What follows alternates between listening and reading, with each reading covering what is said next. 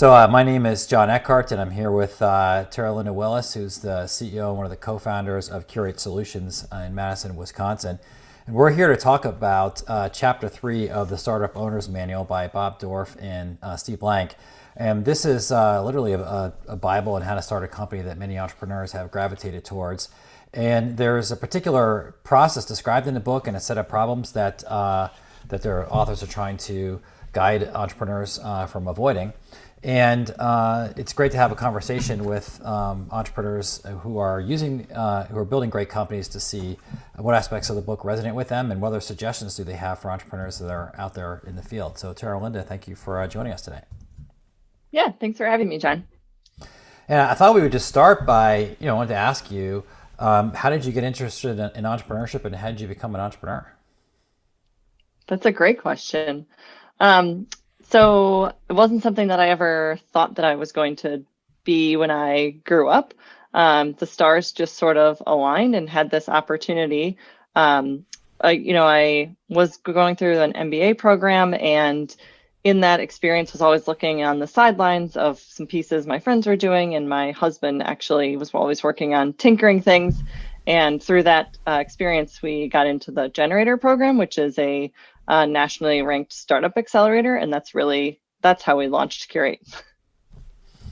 Okay, and now that you're an entrepreneur, how does it feel as a career path? Oh, it's a little crazy, but I wouldn't change it for the world. Oh, excellent. All right, and what's the founding story of Curate? I know you mentioned and you touched on Generator, but how did you come up with the idea, and how does what you're doing now relate to your original thoughts on what the company would be like? Yeah, it's changed a few times. So the original idea is based on my background in the construction industry. I understand how vendors get information about upcoming construction projects compared to how they need information. That's the original idea of Curate. And so with that information, we started building a software to monitor municipalities. From that piece, the construction thing is interesting and still a key part of our business strategy. But going forward in the future, where we're spending our time is actually on local legislation monitoring. Lobbyists have been doing federal and state level bill tracking for many, many years. It's a pretty well-known industry. But this local piece and local legislation monitoring has come up and been much more prevalent. So we're seeing things that are challenging for organizations, things like natural gas bans of that nature, and so we're monitoring things like that. And who is the primary customer for Curate? Yeah, so the primary customer right now for Curate is anyone who's involved in local legislation monitoring. So it's a lot of associations. We work with like the Home Builder Association, the Realtor Associations, focusing on keeping the climate positive for people to be able to buy and sell new homes. And then we also work with a lot of companies in the utility space, but we work with 190 different customers in a variety of spaces. But the common theme is that they're impacted by the decisions that are happening in municipalities. And what do they pay for? Are they buying access to a database? Are you providing consulting to them? Like, what's the primary product? Yeah, how do you touch it? So we sell a software subscription in the cloud. So our customers buy access to receive information through our database. So we monitor a little more than about 11,000 municipalities on a daily basis to identify what's happening in those municipalities, trends. We pull out specific pieces of information. And so our customers log into our site when we notify them via email that something has come up that they should pay attention to. Great. So it sounds like another way of putting decision tools in the hands of people that really in data who need to make decisions in a market and a space that's quite fragmented. Yes, our primary competitor in the space is people who manually have to pull agendas as part of their job. Wow. And in the in the Startup Owner's Manual, they really describe a business as being in like one of four stages. The first stage is customer discovery, which is really, the formulation or the early testing of an entrepreneur's idea as to who their primary customers will be for their products. and also what the product features might be. Then the second stage is customer validation, which is really testing the scalability of the model. Then there's a customer creations phase, which is really about driving sales and revenue through a business model that is mostly discovered at this point. And then company building, which is all the parts are put together, both how to serve the customers and we know how to do the repeated sales process. Where would you put a Curate on the scale today, from customer discovery through validation, creating, or building? Well, I'm not big on defined stages, but I would say that we're definitely in the process of building. So we figured out a sales process, we figured out how to serve our customers, and we're actively pursuing new opportunities. That being said, and that's in the industries that we know well, like I talked about, some associations and utility space, we're also doing quite a bit of customer discovery outside of spaces that we know. And so in other places in the organization with some different types of customers, we're still in that early discovery phase. Every entrepreneur I've spoken with has given a response that's similar to that, which is that there's a lot going on, and some things that we're doing are, you classify one way, and there's other things that are more mature, and we think about them in another. But I have not had anybody describe their business as being like at a particular stage. So it's very, very, very, very common response. That's validated by other entrepreneurs that are kind of doing the same things. So one of the things that I really like about this approach is that they're really trying to help early entrepreneurs and early investors not overinvest. And there's a great story in the book chapter about a company called Iridium, which was described as kind of like a startup in the book, where it's essentially a satellite phone system. It involved launching rockets up into space in the hopes that there would be a market for it. And in the end, there wasn't. And it's a great example of overinvestment. The other part of the story I really like about the Iridium is that the assets were still up there in the sky, flying around. And an entrepreneurial company, Dorf, actually built a product that where they leased just the ability to send text messages on their system. And then they built like a global GPS system for hikers that was quite affordable. It's a couple $100 for you to buy a device, and you could be in the middle of woods, you would know where you were, and you could also text your location like in an emergency situation or otherwise. And then they sold that to Garmin. So it's kind of the other side of the story, is that some of these mistakes create opportunities for others. But wanted to ask you some questions around how did you sort of discover and find your customer niches to serve? Like, how'd you go from conception stage to sort of testing ideas and validating? Yeah, I'm happy to answer that. So there's no silver bullet, but what we did at Curate, or what I did, I should say, is started with my network, obviously talking to as many people as I could, and asking really detailed questions and trying to uncover pain, both pain as well as impact of pain. So you can understand, like, some people want this information, but who needs this information? And so a lot of our customer discovery started there. From those initial pieces, I was always willing to take a meeting. And sometimes, oftentimes they didn't necessarily go into a direction that I thought was going to be valuable. Like, advice is free, you get what you pay for. And people would say, well, why can't you take this and go, I don't know, do that in Twitter or whatever. And that wasn't our focus. And so I knew it was really important to stay focused on what we could do and do successfully. So as part of that, eventually when I heard the same idea multiple times, then I would start to get excited about it. And as part of our customer discovery, I don't believe in doing things for free. So we actually would build and sell once we knew that it was repeatable in a few different places. So that's really how this launched. It wasn't pretty. It was very MVP, though, I will say that. MVP being like minimal viable product, like you were selling, Yes. pretty early versions. Yes. And how did you manage this process of information? Did you keep a diary? Did you have a form that you created? How did you Was there a disciplined process? How did you handle that? Mm, Probably nothing that you'd be proud to share with your students. um, but what I did do is I kept very careful notes in a CRM system. We use HubSpot, which is a pretty popular one, and that's how we kind of kept track of all these notes and this information. That's about as formal as it got. Well, I mean, there's always these trade-offs here. If you're creating a lot of documentation, it might be inhibiting the ability to respond quickly to information and everything else. And I think it's not a question I think there's many different ways to skin a cat, basically. And HubSpot sounds like a great way of doing this. It's a CRM tool. You're trying to build relationships with customers, and you probably want to track, not only what did you learn, but who did you learn it from, and when did they share it with you. And so potentially HubSpot then was a good way or it seems like it was a good way for you to gather that information. Yeah. And how did you? And you kind of touched on this before when you said, when a couple of people started saying the same thing, then you really kind of feel like maybe you're on to something.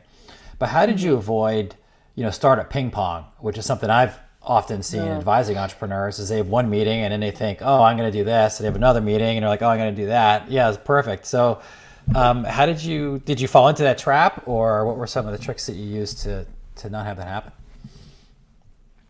So I think I've certainly seen it myself advising other young companies and the challenges there of startup ping pong. I like that analogy. So I think, to be honest, we had very limited resources.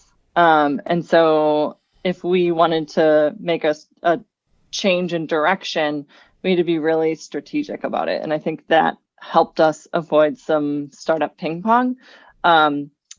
Also, just I think when in order to make a change, somebody has to be exchanging their hard-earned cash or their business's cash for your product. Everybody gives ideas, but unless they're willing to actually put their money behind it, I don't take a lot of validity to that idea. So by selling, I think that helped us avoid some of the ping pong as well. Did you have a situation where you had an opportunity for a sale, but you turned it down because it was going to take you in the wrong direction? Should have, but no, I never turned it down, but sometimes people would say oh, I'd pay for that or I'd pay for that, but they weren't willing to pay enough for us to go actually build or do. And so those things never got built. Got it. Okay. And then how about one of the things we're talking about now is that this can be a pretty agonizing stage for an entrepreneur, because, you've got this thing, you're doing it, but at the same time, in many cases, you're surrounded by other entrepreneurs that are a little further along. They have a little bit more clarity. They're coming in the office every day and they clearly know what they're doing. But at this stage of the company, it's not quite, hasn't been resolved yet what actually should be done, and it can be quite nerve-wracking as far as just staying focused and knowing that you're on the right path, so to speak. Were there any tricks that you used to stay focused and to continue to kind of manage this phase of ambiguity? Yeah. If anybody looks like they know what they're doing all the time as an entrepreneur, it's probably bullshit. Um, so, Yeah, I but agree. but I do think that kind of how to stay focused. So and this didn't happen initially, but eventually we got pretty good at setting goals, and those goals really helped us stay focused. And that's something we do continue to do today. So we set for every kind of area of the company, even if it doesn't necessarily have a person, we would set 3 goals for the year, and then each quarter we would set 3 goals. And so that really, and ideally those kind of goals all bubble up into some significant goals for the organization. So that really helped us stay on track. Now, 12 months in a startup's life is a really long time. So by the end of the year, once in a while, we get to the end and be like, yeah, we decided not to do that because of X, Y, and Z. But being able to keep an eye on those and reflect on those really helped us stay focused. So setting some longer term and interim goals was a way to handle the ambiguity at some level. Yeah. Yep. There's a lot of And ambiguity. how about your team? Was it difficult to keep them focused on a daily basis because of the ambiguity, or how'd you handle those issues? Yeah. So with our team, so we try to strike the right balance of we're all doing this for the first time. So there is no playbook. There is a lot of times no right answer. So we tried to make sure the team had a lot of information. So we probably overshare information so that everybody kind of gets behind some of the decisions that we're making. But we also, once a quarter, and we still do this today, sit down and we have what we call a crazy ideas meeting, where anybody can shout out any idea, and it can be either internal, it can be external, things you're thinking about. And that has really helped the team when they have some of these ambiguity pieces. It's like an outlet to share them. We look at them. We obviously don't build every crazy idea, but we make an honest effort at taking a look at them and kind of coming up with either why that would work or why it wouldn't work or why we can't do it now or why maybe it's a great idea and we should do it right away. So that has probably giving the team an outlet has been what's been most successful to us. And then on a regular basis, then they can stay focused on other things because they do have that outlet is the idea here. Okay, great. Yep. Thank you. So one of the things that comes up in the Startup Owner's Manual is that it is kind of, from the investment standpoint, I feel like a little bit of a tension here. But there's advice here that says, look, that startups should focus by building products for the few instead of the many at first. And that's the road to success. And every investor deck I see, it's a story about the many and the road to the many. And so what are your thoughts on that? Like, do you agree with that approach? Does that resonate with you? And like, how do you balance those two forces when, you got to raise money, to keep things going and to fund your company? And it's generally a story around the many. Yeah, for sure. So it's a delicate dance, but as a company, we've been successful, and I say we stay in our swim lane. We're hyper-focused on municipalities, the data coming out of municipalities, specifically the agendas and minutes and meetings. And we kind of keep some blinders on to everything else right now. That being said, when I go to some investor conversations, it's not, investors are interested in what we're doing today and where this could go, but also like where else this could be applied. And so we're very careful to separate out those two conversations of here's why we're successful, here's the market that we're selling into, here's the market opportunity that we have today, and like parallel to that, but not at the same time, is other markets that we think we could have an impact on in the future. And when you're deciding like those early sales, are you thinking, with each of these, that you see a path for that sale to be something bigger?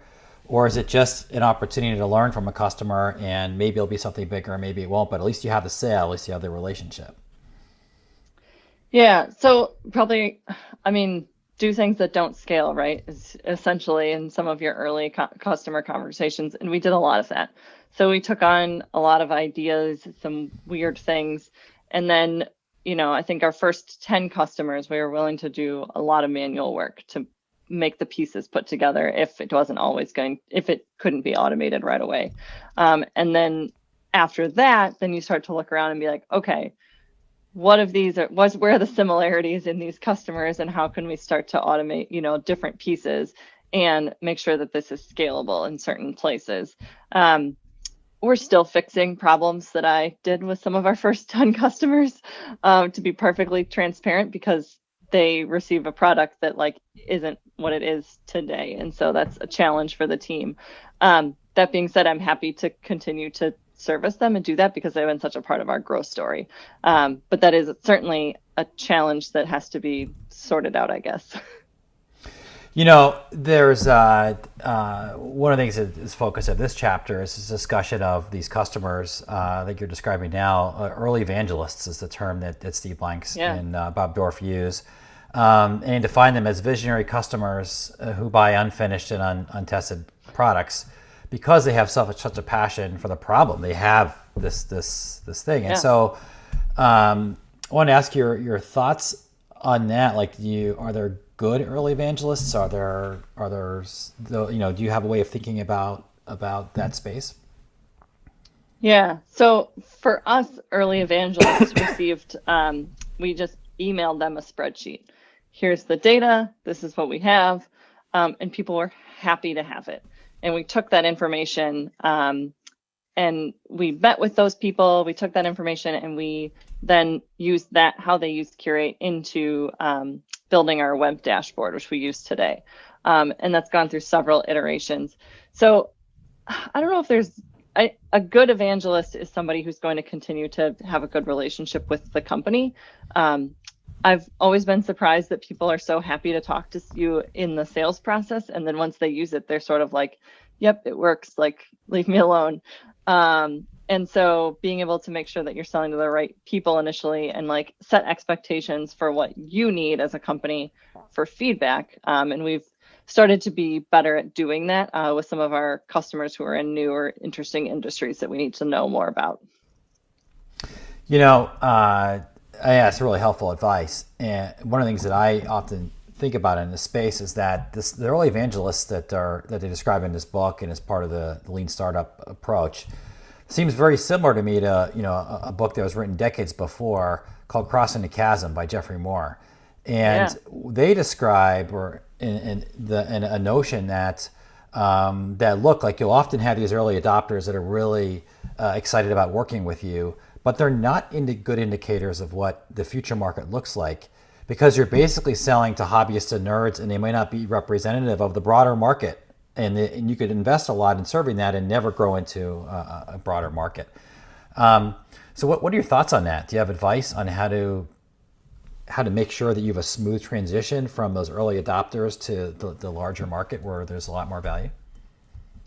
Yeah. So anytime we take on a new customer, I do a little market research. So what is the size of the market? How big or small is it? And just kind of get some ideas of how many different companies or users fit the profile here. And when you find things that don't fit the profile of what you're able to do, then I get a little less excited is probably the right way to say it. But we take interesting conversations all the time here. And I'm always sort of doing a little bit of that market size analysis just to make sure we're on the right page. And sometimes there can be some generalizations there. But overall, like, I know I have friends in companies where they have seen some of those hobbyist roles, and it's been really challenging because it's certainly a false sense of security. So I'm pretty careful in looking at market size, but we're also in the B2B space, so it's easy for me to typically uncover that. Got it. Okay. And to jump now to like a different focus of the chapter here, up on your screen should be this thing called the business model canvas, and I'm presuming from your smile you can probably see it. And this is essentially part of the theory development process and testing framework that they talk about in the Startup Owner's Manual. And the idea here is you can take a business and divide it up into these components. And that with a startup company, nobody knows what goes in these boxes. And then you fill in these boxes. And if you're successful at that, then you have a great business. And that's kind of the basic idea, I guess. The book really advises basically writing to yourself like these basic 2-page write-ups about each of these boxes, essentially, as you go down the process. And you're turning these write-ups in from a stage of like idea and theory into things that you've done to basically test and validate and falsify each of these different boxes. And then in the end, you have a business. And that's sort of the process that they describe here. But every entrepreneur I talk to, they're aware that many of them are aware of the canvas and that it exists, but they just don't use it in that way. And I thought I wanted to ask you, and many of them don't use it at all, and they're just thinking about this in a different way. So I wanted to ask you, like, what are your thoughts on the canvas? Is this a tool that you use or you see others using? Is there a particular effective use of it, or is there just a completely different approach that you prefer? Yeah, I was about to be kind of embarrassed because we have never filled out the business model canvas, but we've certainly done pieces and parts, but I guess therefore I'm normal. So we've certainly had, through some competitions and things, been required to fill out either that or some version of this business model canvas. I think it's important to think through the different pieces of it, but I don't think there's lots of things that an entrepreneur could do and how they could spend their time, and paperwork probably isn't the right place. Go ahead. Yeah, so you're like when it comes down to it, you're trying to like weight your activities. It seems like a luxury almost to be able to sit down and write all that stuff down and like think about it, just because of all the other demands on your time. Yeah, I would agree. I do think that there's a lot of validity in making, at least looking at it and making sure you're thinking about all the different pieces of the business. But keeping it up to date, you could either probably keep that up to date or run a company, but probably not both. And are there any like parts of the canvas or the process where you were like maybe more rigorous, or at some point you stopped and said, "Look, I got to collect all this stuff and look at it in some way," um, or is it more of like maybe reactive, but maybe not a pejorative sense of the term, but you're like responsive to the market when you're maybe more reactive. How do you think about that? So I think like the value proposition piece is one piece where we've been a little bit more formal as we've probably, I'll say, grown up as a company. Um, in that being able to communicate that well to potential customers has been huge. We spend a lot of time really identifying exactly the places where we find value, and that then drove a lot of our sales efforts.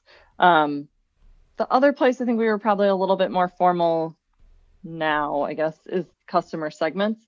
So really identifying our ICP or our ideal customer profile and focusing like exactly in specific niches that we know and understand really well. The Got it. rest is a little fuzzy. Got it. And do you think that there are opportunities for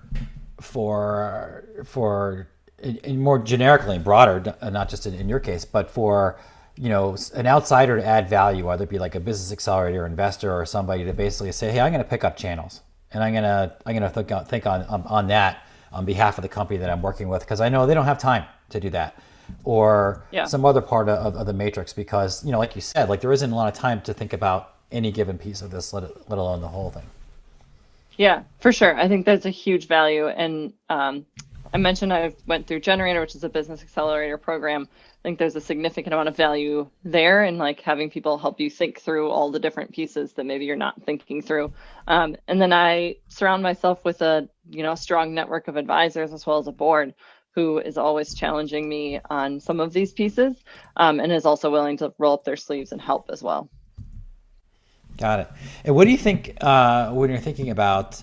So you're an externally financed company, and normally people think about this is between the financing stages. They try and figure out like what are the key drivers of the value that goes like from each different stage, so that when they go out and raise again, they'll be successful because they've built value over time. How do Yep. you how do you tie that to the customer discovery process, or how do you think about your key goals between each financing round? Yeah, so each goal also includes, to me, identification of new markets. And so that's where we're always sort of thinking about where else can we apply the technology and the software that we've built. That's a key part of the value that we derive. Um, Outside of that, I think it's just probably just continuing to focus on what we know, what we do, and like build what we know and build it well. Got it. Okay. And what other advice would you have, or what thoughts did you have as you were reading through the chapter? I was thinking that I do a lot of these pieces, but we've been rather informal about it. Um, but I like all of the pieces are there, and I think everybody has to make it their own and make it work inside of whatever organization that you're thriving on. But I really like the feedback loop because that's where I'm spending a lot of my time in identification of new markets is looking at new things, hearing about, the customer discovery, asking a lot of good questions. Sometimes it goes someplace, sometimes it doesn't, and being perfectly fine with the understanding that if it doesn't go anywhere, that's okay too. Like we learned and we move on. Got it. And so the feedback loop is you're talking about this, I think it's through figure 3.6, where there's four phases of state your hypothesis and then test the problem, test the solution, and verify. And the whole cycle is driven by interacting with people on the outside, customers, people that would be using your product. Is that what you're talking about? Yep. We do our best to like find ways for us as a team to use our own product. But it's not mission critical to what we do as a company. It's mission critical to other companies, which is why we build it. So as much as we can stay in contact with other outside of us, and my team hears us all the time. We talk, we'll be talking about an idea, or we should do this, or we should do that. And like, okay, who can we call and who can we ask, right? And thankfully, we have a good network of people that we can continue to, call, ask good questions. We built ourselves a little bit of informal customer advisory board, which helps with some of this feedback loop and feedback cycle as well. Got it. And do you have salespeople that work for Curate now? Yeah, 4. Wow. Okay. So talk us through like when you knew you're ready to hire the first salesperson. Let's see. So we started small in hiring sales. Hired 1, but where we were really successful was when we could hire 2, because the 2 people in sales could compete a little bit, and that's really what drove us to be successful.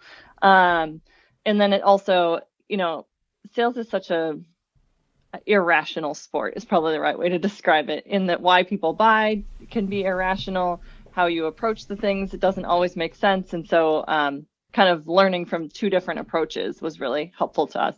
But in terms of, to answer your question on when I knew it was the right time, so we had taken some external funding. We had a chunk of customers, and really I want founder-led sales continue to be really important. I still love getting on the phone with customers, done it twice already today. But I know that we can't just do founder-led sales.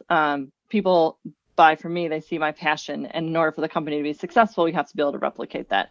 So as soon as we could hire, that's when we did, when we had, and essentially probably the right way to answer is I knew the swim lane. We had the swim lane defined of exactly what we're selling, how we sell it, how much we sell it for, and build out those pieces. And that's when we brought on those 2 people in sales. But until then, you were doing that yourself. Yep. It was the TL show. And do you think it's important or useful for entrepreneurs in the beginning to be the primary salesperson? Yes.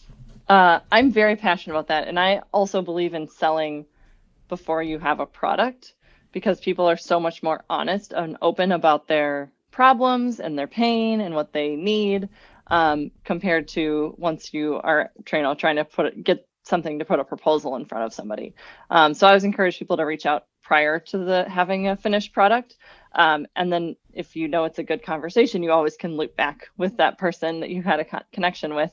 But because of my role in sales, I now can, advise the product team. I hear all of these things that people are saying and all the ideas and all of that sales accessory information. And so we use that to continue to build the company. So when you're having this conversation where you're selling something that you don't have yet, right? I think it's sort of what you said to me. Yeah. I'll have to share with you, this is not always what people are doing. So I'll often see an entrepreneur show up and they'll share with me, number 1, a vision of the market they're selling into. And number 2, they will show me 4 or 5 slides of all the product features that nothing's been built yet, but they know this is what people really want. And they've put a lot of time into the mock-ups and everything else. And then if you're lucky, you can get them to start talking with customers. And it sounds like to me, you're describing a world where you're going in the sales meeting, is it with nothing? Talk us through how this conversation goes. Yeah. So I work with a consultant right now to help set up some meetings in industries that we're not currently working with. And right up front, I meet with somebody and I say, hey, we sell this product in these industries and I'm here. I really want to learn about your industry. Maybe there's a fit, maybe not. I just want to ask you some good questions and have a good discussion, and maybe I can be helpful to you as well. And so, if you're looking at some crazy things out on the fringes, not all of them turn into customer conversations, but some of them do. But in that, by kind of lowering the bar of expectations and sales, It's allowed people to be a little bit more honest and transparent about what they can expect from the conversation, and then they're free to share a little bit more information. We have a product that could potentially work in that industry when I didn't necessarily have a product that would work in the industry. It was pure like, hey, I'm starting this. Would you be willing to give me some feedback? And a lot of people are kinder than people may anticipate in terms of sharing some feedback. And if you were to make, like, let's say 10 phone calls, how many, with that pitch of I'm just starting out and I'd love to talk with you about your industry, if you were to make 10 phone calls, how many yeses would you get? I can tell you about my first 10 phone calls. Okay. I made 10 phone calls. 3 people talked to me, and 2 of those became customers. Wow. That's an incredibly high hit rate, frankly. Yeah, don't ask me about the next 10 or 100, but it's also just because, people can tell when you're not doing this for a living, right? You're not smiling and dialing. Like, I was nervous and awkward on the phone, and that comes through. It's very clear that I haven't made 100 of these calls, and people like called me back. Like, they were just excited to hear what I was doing and the problems that I was interested in solving, because it was speaking to their pain. So, it's almost as if, like, when you're the newest and the most vulnerable and have maybe the least amount to offer a customer, in your case, that's when you found people that were willing to help you. It was a little bit easier of a conversation, at least to get it started. Yeah, for sure. Got it. Okay. And then, so then you hired 2 salespeople, and that created a nice dynamic because then you have some comparison, right, to kind of see how people were doing. And then what led you to have the confidence to continue to hire additional salespeople? Well, those first 2 salespeople, I started, I believe in the SDR or BDR model, where you have somebody whose focus is to set meetings and somebody else closes the meeting. 2 different skill sets in terms of getting somebody to the conversation versus closing the conversation. So their early job was just to get people to the conversation, and then I did all the closing. Then I let those 2 people kind of do both, essentially, of bringing people into the meeting and closing, just because I couldn't anymore take all of the meetings. And when I knew it was time to hire again was when, the process was repeatable. So I know that if we make X amount of phone calls, we'll get X amount of meetings. From that, I know that, we closed 28% of those meetings. And so you can start to like, okay, if I add more people, we can turn the wheel faster. So having those metrics and understanding that was when I had the confidence to bring on another 2 people in sales. Okay, and so if you described like 2 very fundamental different parts of it, the bringing people to the meeting part and then like the closing part. Why are they separate? And give us some pointers on if we want to hire somebody for either of those 2 roles, what would we be looking for? Yeah, for sure. I love talking about sales. So they're different because the skill sets that are required are different. One is like, I call it just hunting. So as a hunter, you're going out and you're just trying to get somebody to come to the meeting. Like, that's the only job. So you can be really focused on that.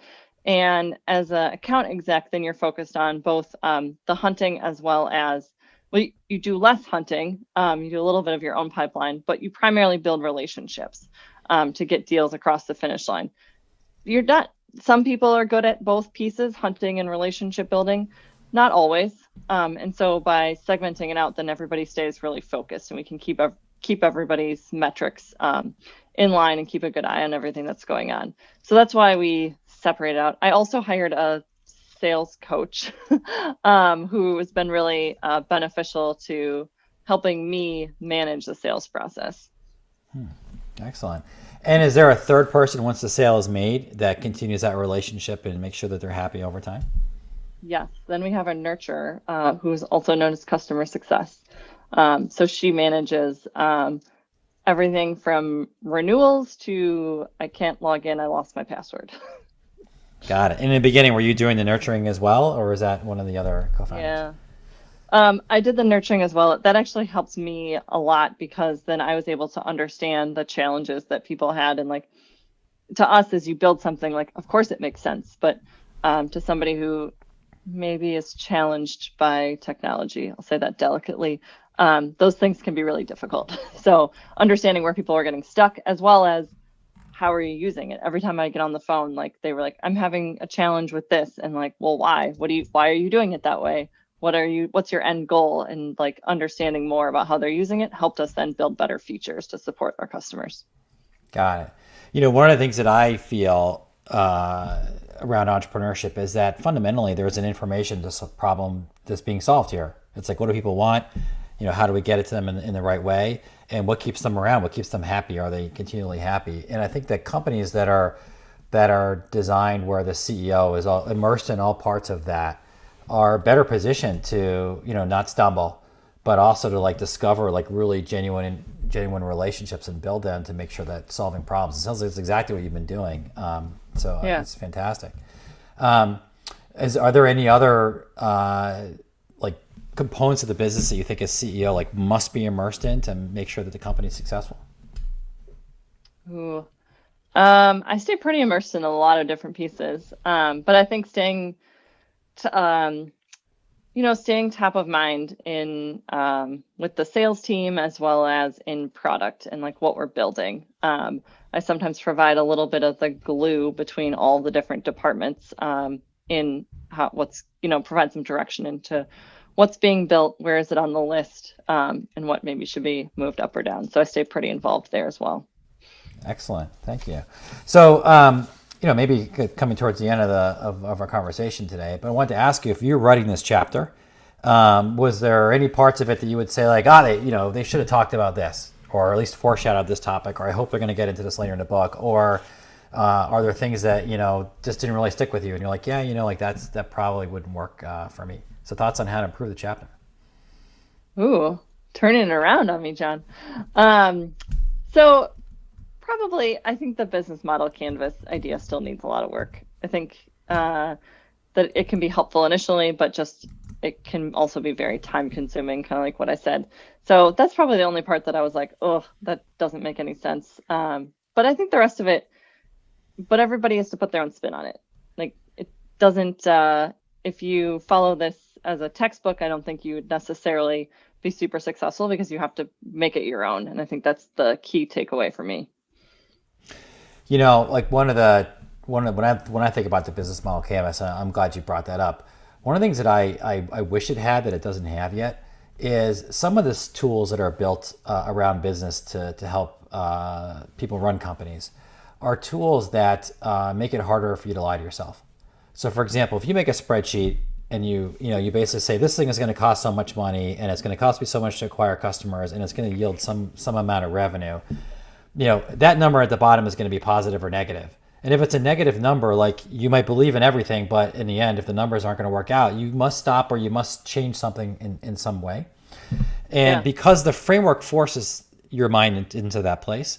And the business model canvas, I think it's great as far as how it's divided up the different parts of the business. And, for somebody maybe who's new to an industry, maybe they would forget about, some component of a business to build. But there's nothing inherent in it that would prevent you, at least when I use it, from making a mistake.